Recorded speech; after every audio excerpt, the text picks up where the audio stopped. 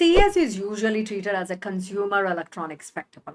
Big screens, flashy demos, gadgets most people will never buy.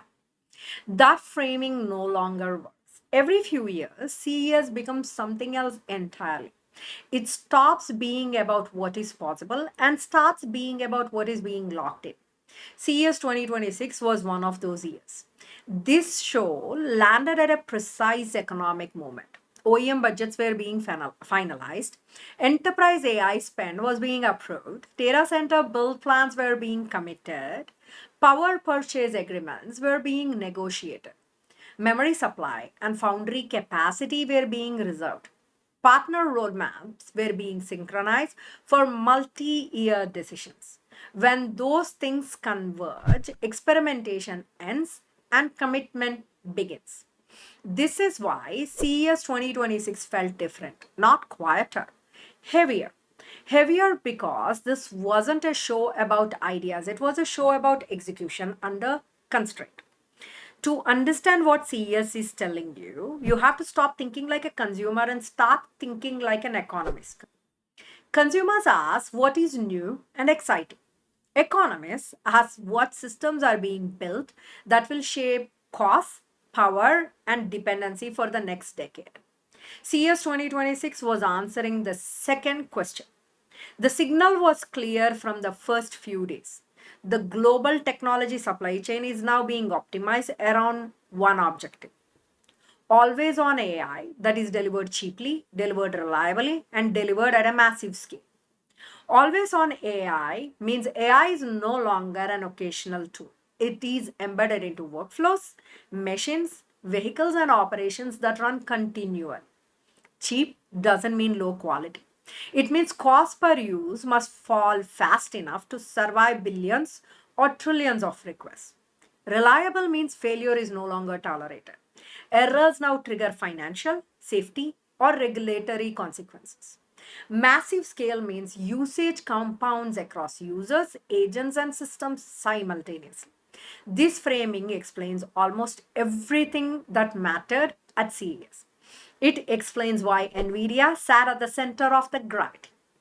NVIDIA did not present itself as a chip company, it presented itself as an industrial infrastructure. Jensen Huang's framing was unusually explicit. AI has entered an industrial phase. When something becomes industrial, the questions change. Not what is possible, but what is dependable. Not what is clever, but what scales without breaking. Industrial AI forces a new mental model. You think power, you think electricity, you think factories, you think systems that must operate continuously under load. That is why the most important announcements were not devices, they were the components of an AI factory.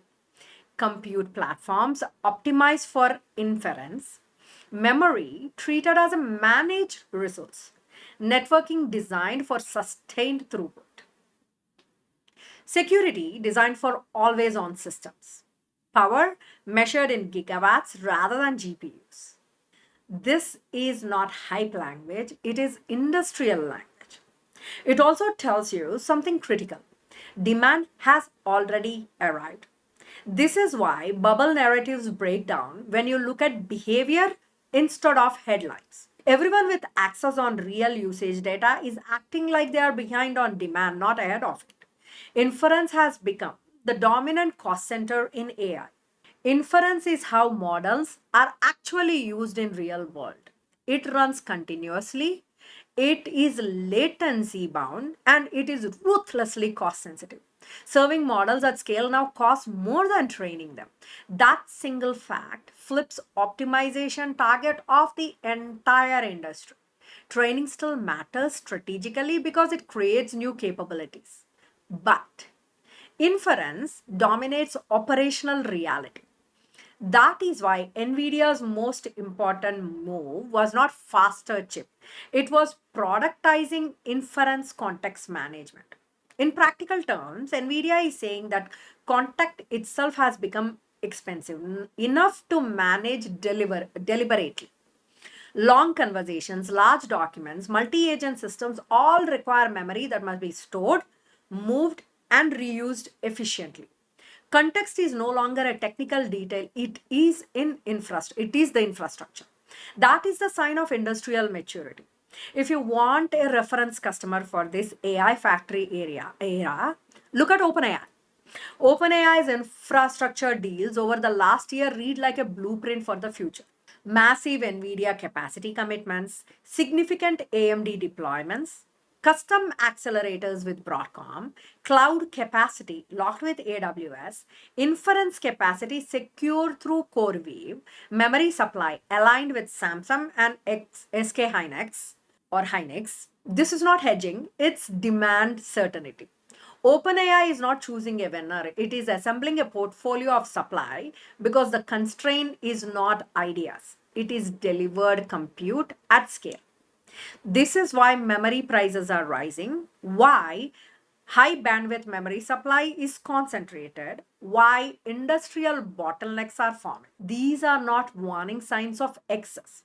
They are signatures of an industry entering full scale production. Now, we need to talk about what this means for founders. The biggest mistakes founders will make in 2026 is fighting the wrong layer. Competing with Jains on infrastructure is a losing game. That layer is already consolidating. The opportunity sits above it. Founders should stop asking on how to build a better model and start asking sharper economic questions. Where does inference cost quietly destroy margins inside a real workflow? Where does latency break trust for users? Where does reliability determine whether a system is adopted or rejected? Where do regulated environments need AI that actually works every time? These are not abstract questions, they point directly to defensible businesses. The future belongs to founders who understand constraints, not just capabilities. Enterprise leaders. Your role is changing more than most organizations realize. You're no longer buying tools, you're buying dependencies. The wrong question is which AI tool should we adopt? The right question sounds very different. Where are we becoming locked in to a single provider? Where do we need second sources to preserve leverage? Which workloads can tolerate multiple vendors? Where does reliability matter more than flexibility? This is the difference between treating AI like a software and treating it like infrastructure. Software can be swapped. Infrastructure must be planned, governed, and executed carefully. Enterprise leaders who treat AI like software will lose control. Enterprise leaders who treat AI like infrastructure will keep it. That means thinking in terms of capacity planning, vendor concentration risk, inference cost curves, latency budgets, and exit paths that still exist 5 years from now. This feels uncomfortable because it forces long-term thinking and exposes dependency. But it is unavoidable because AI is no longer optional. The real risk in this cycle is not that Jains become powerful, it is that dependency becomes opaque. Power is manageable when systems are legible, it becomes dangerous when they are not.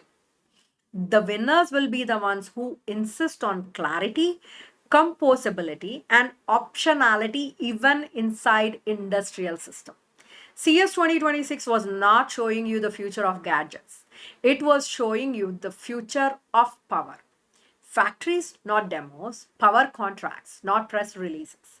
Reliability, not novelty. This is a once in a generation transition. The leaders who win will not be the loudest. They will be the most disciplined. They will understand where power is concentrating and where opportunity is expanding. They will build where Jains do not want to specialize. They will architect so no single player owns their future. This is the real signal behind CES 2026. Now, what leaders are asking right now? Does that mean big tech will control everything? No. It means infrastructure is consolidating, not innovation. History shows when infrastructure stabilizes, applications and workflow will explode above it. Is this an AI bubble? No, bubbles collapse when demand disappears. What we are seeing now is opposite. Demand is running ahead of supply. Next, should enterprises wait for market to settle? Waiting increases lock-in risk. The right move is deliberate adoption with architectural foresight.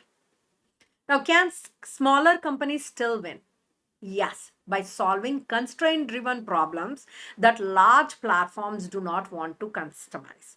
What is single most important mind shift is that stop asking what AI can do, start asking what it must do reliably, cheaply, and at scale. That's how you lead in the AI factory era.